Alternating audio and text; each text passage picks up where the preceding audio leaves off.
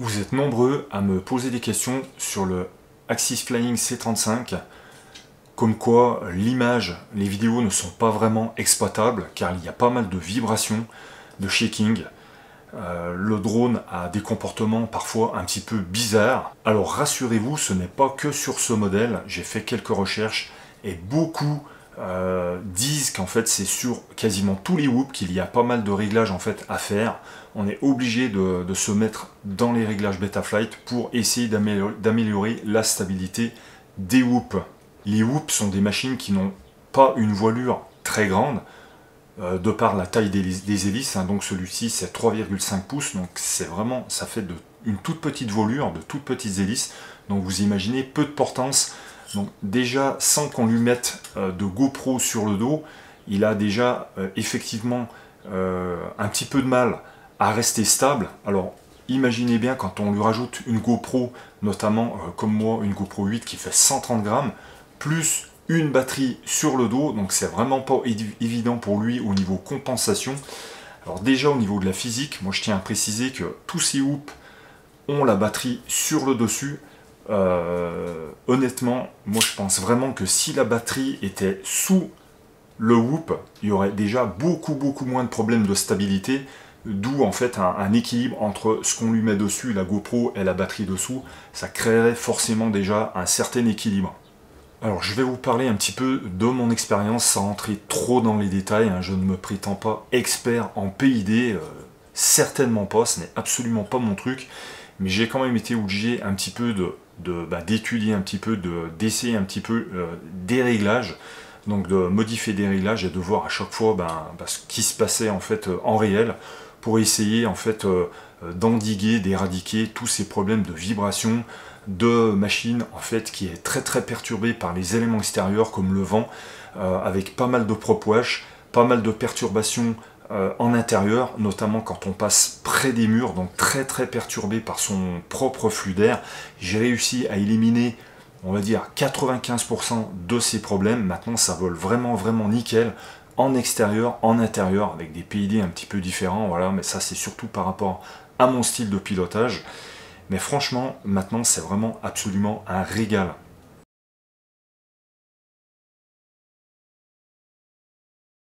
Personnellement, j'ai laissé l'air mode. Alors, c'est vrai que j'ai eu des petites mésaventures, sans pour autant être 100% sûr que ce soit lié à l'air mode, mais je pense honnêtement que oui, il faudrait que je le confirme par un essai, en fait en le supprimant, puis retourner voler là où en fait ça m'est arrivé, dans le même genre de situation. Alors ça m'est arrivé. Alors en fait, ce que j'ai remarqué, c'est que l'air mode, quand on veut diver avec son whoop, et ben en fait, il vient compenser en fait le flux d'air qui arrive par-dessous. Par exemple, vous êtes au sommet, on va dire, d'une montagne, et vous voulez diver, mais en fait, il y a des ascendants déjà qui sont naturels, hein, phénomène naturel donc d'ascendant, de vent ascendant, et en fait, ça fait accélérer les tours moteurs, les hélices de votre whoop. Donc s'il est à proximité, vous entendez hurler les moteurs, et ce qui se produit, c'est que le drone en fait a du mal à descendre. Vous êtes gaz à zéro et le drone vraiment il peine à descendre. Ça fait vraiment flipper, on a l'impression qu'en fait il va jamais descendre. Donc ça, je pense que c'est vraiment lié à l'air mode. Ça m'est arrivé sur les vidéos que j'ai faites sur la cascade du Morel. Donc il y a énormément de flux d'air, parce que la cascade en fait, quand elle arrive en bas, il y a tout un flux d'air qui remonte avec en fait un petit peu beaucoup d'humidité. Et donc là, le drone n'a jamais voulu descendre. J'ai été obligé de sortir de ce flux d'air, donc d'aller vers les arbres, et j'ai vraiment flippé, parce que quand je suis sorti du flux d'air, le drone en fait est vraiment descendu d'un coup. Donc ça, je pense que c'est vraiment lié à l'air mode. Mais malgré tout, je garde quand même l'air mode, parce que je trouve que en fait, quand on vole un peu freestyle près du sol, avec des obstacles, l'air mode c'est vraiment un plus. C'est ce qui fait qu'en fait vous allez garder la maîtrise du drone à bas régime. Alors on peut voler évidemment sans l'air mode, j'ai même fait des flips sans problème, des loopings aussi avec, sans l'air mode, il n'y a aucun problème, mais ça vous oblige à garder un minimum de gaz, et je trouve que ça enlève un petit peu comment dire, de plaisir, ça enlève un peu de jeu, le fait d'enlever l'air mode, donc je préfère le garder. Je trouve que le drone est bien plus joueur, c'est bien plus agréable quand on est gaz au minimum, la machine est évidemment bien plus stable, c'est le rôle de l'air mode, de stabiliser la machine, en fait ça garde le drone dans la dernière position connue quand vous coupez les gaz. Donc votre drone reste dans la dernière position dans laquelle il était au moment où vous coupez les gaz. Donc ça rajoute vraiment en termes de pilotage, c'est beaucoup plus agréable de garder l'air mode. Il y a un autre inconvénient à l'air mode sur les whoops, en intérieur ou d'ailleurs en extérieur. Ça m'est arrivé. Si par exemple vous passez dans un arbre entre les branches et que vous venez en fait titiller un petit peu avec les branches, tamponner un petit peu dans une branche, ce qui m'est arrivé c'est que en fait le drone, vous venez par exemple toucher une branche de ce côté là avec l'air mode, en fait il va essayer de compenser au maximum et votre drone va se mettre gaz à fond, se retourner et venir se caler contre la branche d'arbre, moteur à fond. Donc la seule possibilité de le récupérer c'est de couper les moteurs. C'est exactement ce qui m'est arrivé. Donc en intérieur, imaginez contre un mur, contre un obstacle, c'est quand même un inconvénient. Voilà. Après, ce sont des choses qui arrivent quand même très rarement. En principe, on est tous de très bons pilotes.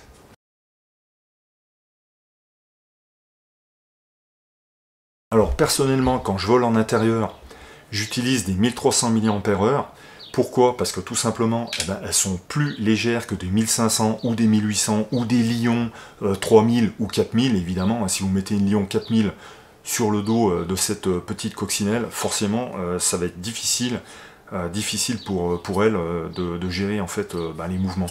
Vous l'aurez compris, les whoops sont des petites machines. Plus vous allez rajouter des couches de matériel à transporter, forcément, plus en fait la compensation pour lui va être difficile à tenir, son cap, sa stabilité va devenir très difficile à garder en fait, il va se mettre en fait à shaker un petit peu comme ça, c'est tout à fait normal, donc c'est là qu'en fait il faut intervenir dans les paramètres PID.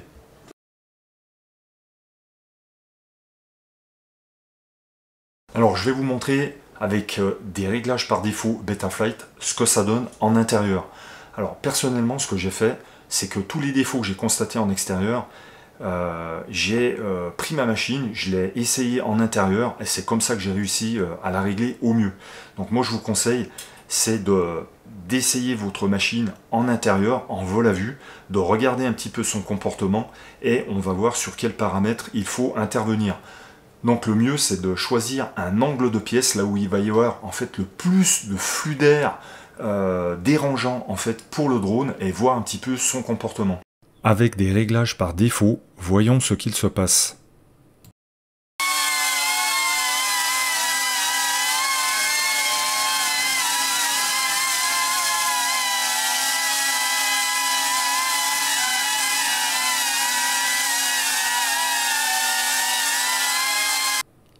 Avec les réglages auxquels je suis arrivé.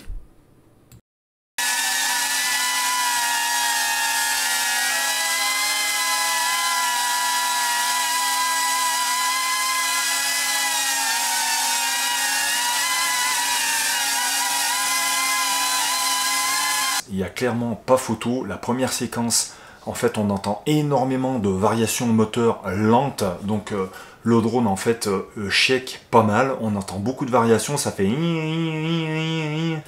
On entend clairement.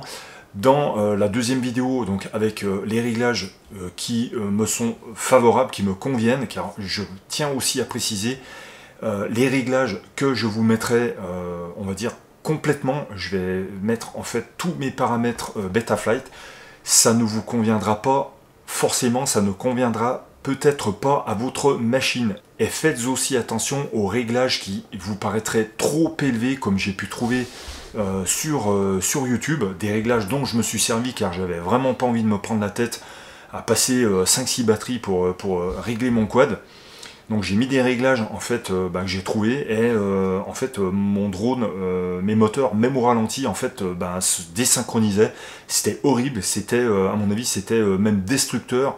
Si je décollais et puis que je volais, avec ces réglages-là, à mon avis, j'aurais détruit les roulements moteurs ou carrément même les moteurs. Tellement ça vibrait même au ralenti. Donc méfiez-vous des réglages avec les curseurs qui sont vraiment trop élevés. Je pense que vraiment il faut le faire progressivement comme je vais vous l'expliquer. Dans la deuxième vidéo, on entend que les moteurs tournent beaucoup plus régulièrement, à vitesse constante. Il y a des petites compensations, mais qui sont extrêmement brèves et rapides. Ça n'a plus rien à voir en fait avec les réglages par défaut.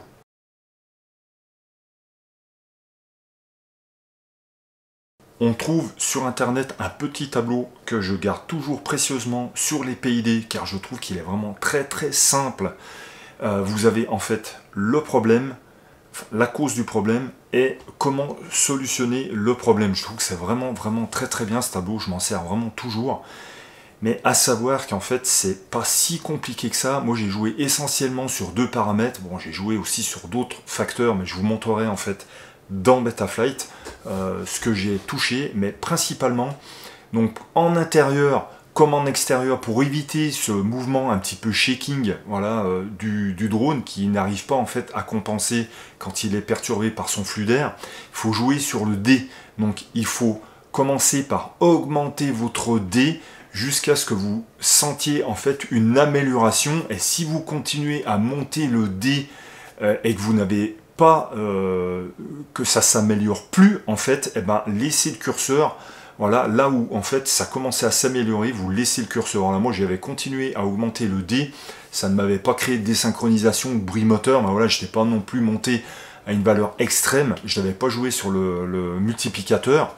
Je ne vous conseille pas de le faire dans un premier temps. Déjà, commencez par monter vos curseurs indépendamment les uns des autres, sans toucher au multiplicateur. Donc le D, c'est pour jouer vraiment sur les mouvements, en fait, le shaking en intérieur, donc le prop wash. Ensuite, j'ai joué sur le paramètre I, donc je l'ai monté un petit peu pour justement en extérieur que mon drone soit plus verrouillé dans les virages, plus en fait verrouillé quand il y a par exemple un coup de vent latéral. En fait, mon drone donnait des mouvements en fait parasites. Ça m'arrivait avec la GoPro montée dessus quand je faisais du suivi, par exemple au club d'aéromodélisme dans lequel je suivais un avion et dans un virage, une prise de virage, j'incline mon drone et de temps en temps, il me faisait ça, comme ça. Il faisait des mouvements parasites. Donc il ne maintenait absolument pas du tout son cap. Donc j'ai monté le I et je n'ai absolument plus de problème.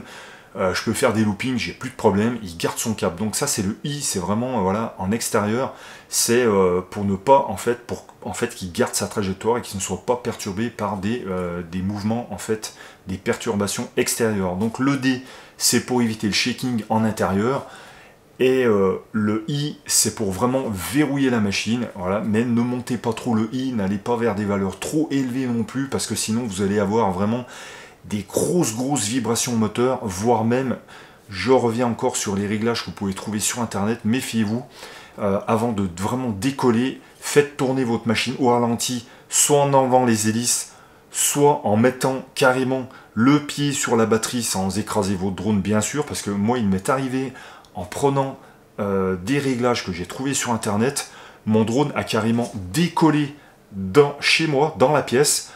J'ai dû couper les moteurs, il s'est éclaté au sol parce qu'en fait, il partait tranquillement faire un flyaway. Donc méfiez-vous des réglages en fait qu'on vous propose sur internet. Faites votre propre expérience. Méfiez-vous quand même. Je me répète encore une fois, si vous mettez des réglages sans faire attention, des réglages trouvés sur internet, mettez le pied sur votre drone avant de décoller parce que vos moteurs peuvent vraiment tourner très vite et votre machine peut décoller.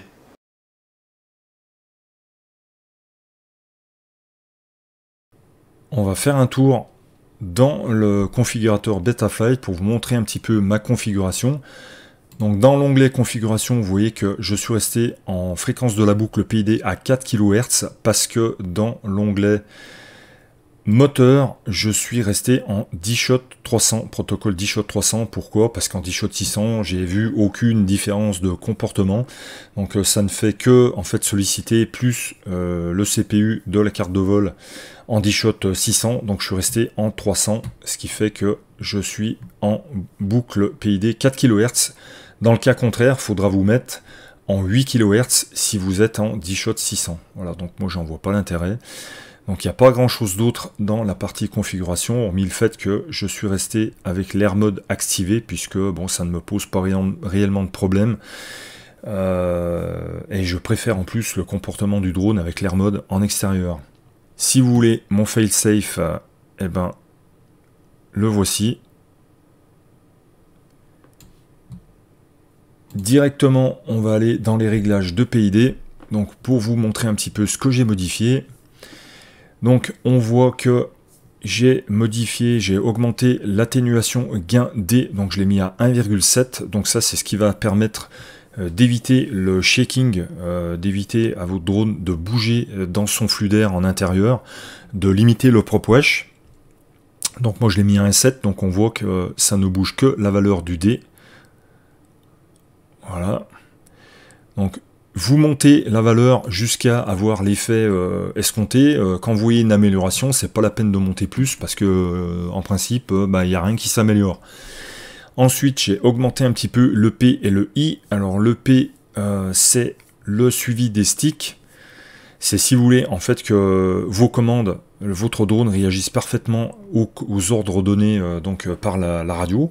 Donc moi j'ai augmenté un petit peu les deux valeurs. On voit que donc je suis à 1,2. On voit que ça ne bouge effectivement que proportionnel et intégral. Donc j'ai augmenté un petit peu cette valeur. Ensuite, la réponse des sticks. Je trouve que c'est assez réactif. Donc ça c'est pareil. La réponse des sticks, c'est les ordres de la radio. C'est le drone qui colle aux ordres de la radio. Donc si vous voulez un drone un petit peu plus réac à vos commandes, il faut augmenter la réponse des sticks. Voilà, moi j'ai pas trouvé la nécessité.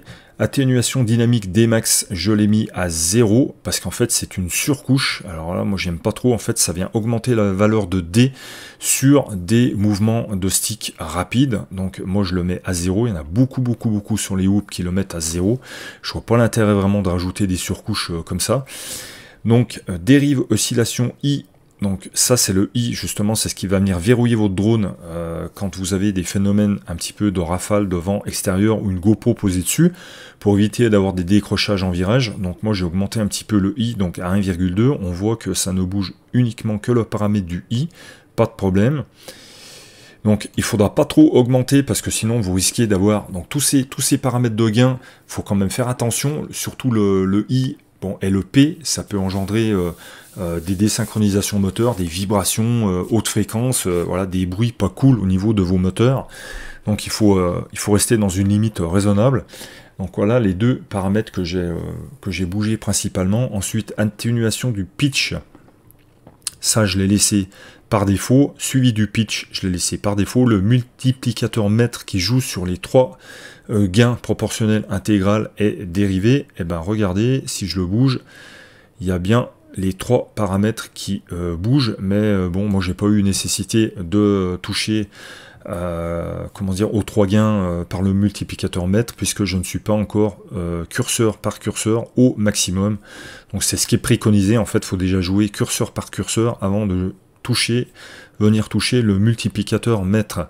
Donc sur la droite, je suis quasiment par défaut. J'ai juste viré le I-terme rotation. J'ai viré la compensation de l'affaiblissement du VBAT.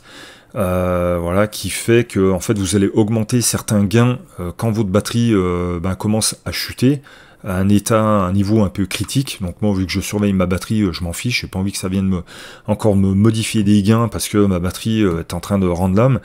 La linéarisation de poussée, je l'ai supprimée parce que ça avait tendance au ralenti à m'accélérer les moteurs. Pourtant, il est stipulé que c'est fait pour les hoops, hein, améliore les réactions à faible gaz, surtout utile pour les hoops.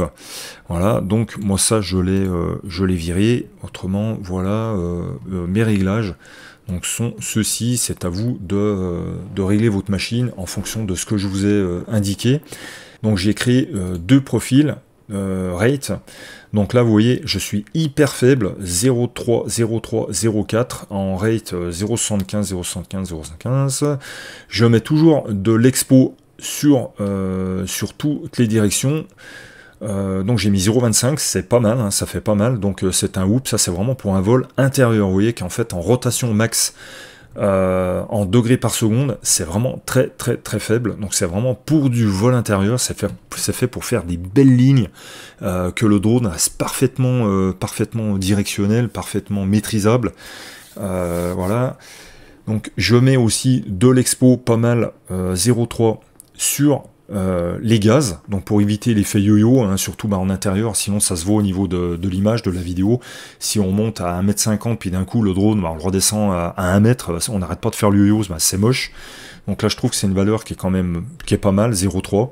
J'ai créé un deuxième profil pour l'extérieur, donc avec des valeurs un petit peu plus élevées, mais elles sont quand même toujours plus ou moins faibles, on va dire, par rapport à ce qu'on peut trouver sur le net. Hein. En principe, les pilotes ont plutôt une valeur autour de 1. Moi, je suis toujours un petit peu plus faible, donc avec un petit peu moins d'expo, puisque c'est pour du vol extérieur, donc 0,15. Tout à l'heure, j'avais 0,30 pour du vol intérieur, ce qui fait qu'en degrés par seconde, on est un petit peu plus réactif, avec du 520 degrés par seconde et du 600 sur le yaw. Alors, vous avez remarqué, j'ai toujours un petit peu plus de yaw. J'ai toujours une valeur un peu plus élevée sur cet axe là sur le yaw. Pourquoi? Parce qu'en fait j'aime bien être un peu plus réac sur le yaw, sur le fait que le drone puisse tourner sur lui-même un petit peu plus rapidement en faisant un petit peu moins de mouvements de stick. Ça c'est ce que je préfère, surtout pour des vidéos intérieures, quand vous faites une belle rotation dans une pièce.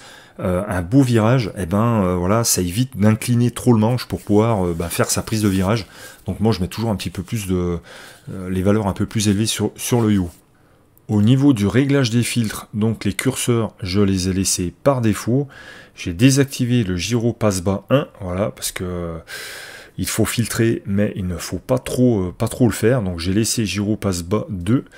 Voilà, je pense que je n'ai pas modifié grand chose. Donc voilà au niveau des filtres. Les quelques petites choses que je modifie dans la partie récepteur, c'est que j'augmente un petit peu la bande neutre, je passe les valeurs à 5 pour éviter d'être perturbé par des tremblements de doigts, voilà, quand on a un petit peu de tremblement dans les mains. Donc moi je mets des valeurs à 5. Dans la partie moteur, donc le nombre d'aimants, donc pôle par moteur, c'est le nombre d'aimants sur la cloche moteur, vous les comptez, hein, c'est facile, en principe il y en a 14. Ensuite le ralenti moteur, ça peut être important aussi, moi je le monte quand même pas mal, il y en a qui le montent beaucoup plus sur des hoops, moi je le mets à 7, je crois que sur mon 5 pouces je suis à 5, mais sur le hoop je trouve que c'est très très bien d'être à 7, ça fait un beau ralenti, ce qui permet d'avoir un super contrôle quand on est gaz à 0.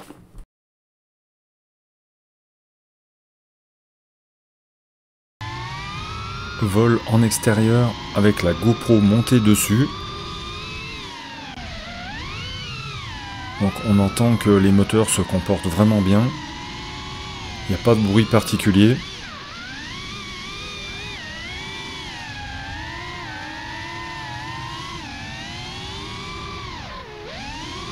Voilà, là le ralenti moteur, on voit que le drone se contrôle très très bien, gaz à 0.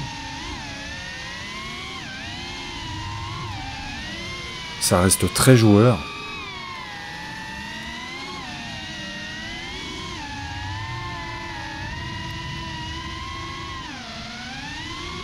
Pas de vibration d'image, donc là c'est enregistré par la GoPro.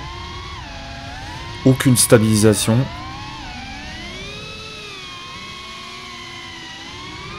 Donc il n'y a plus d'à-coup. L'image est quand même assez propre. Voilà, là il y a un petit peu de prop wesh. Donc là le long d'un mur. En plus je passe super doucement. Donc on entend les moteurs qui se comportent bien, il n'y a aucune compensation.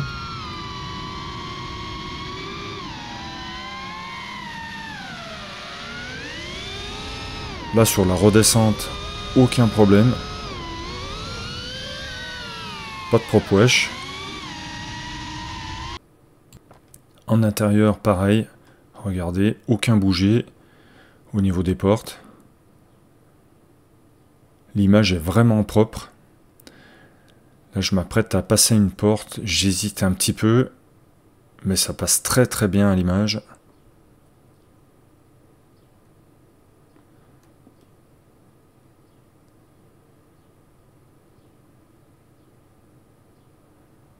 Passage sur la scène. Donc là, il n'y a vraiment rien de stabilisé. Là, en plus, c'est le DVR de mon masque. Quand je filme la boule à facettes, ça passe super bien aussi. Près du sol, entre les chaises, c'est très très propre.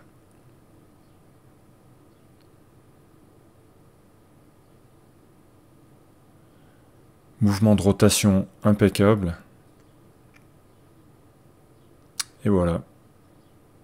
J'espère que je ne vous ai pas embrouillé avec tout ça. J'essaye toujours de rester simple, je veux toujours faire court, mais malheureusement je n'y arrive pas. J'essaye d'aller malgré tout à l'essentiel, mais il y a tellement à dire dans cet univers. Donc j'espère que cette vidéo vous aura été utile pour toutes les personnes qui m'ont posé des questions sur ce Whoop 3,5 pouces, voilà, de chez Axis Flying, mais je me répète. C'est pas parce que c'est Axis Flying que voilà, et on a dû se mettre à faire ces réglages. C'est sur tous les whoops qu'il y a des problèmes d'instabilité. Donc voilà, j'espère que cette vidéo vous aura plu. Je vous dis à bientôt sur Passion Partage Tuto. Ciao!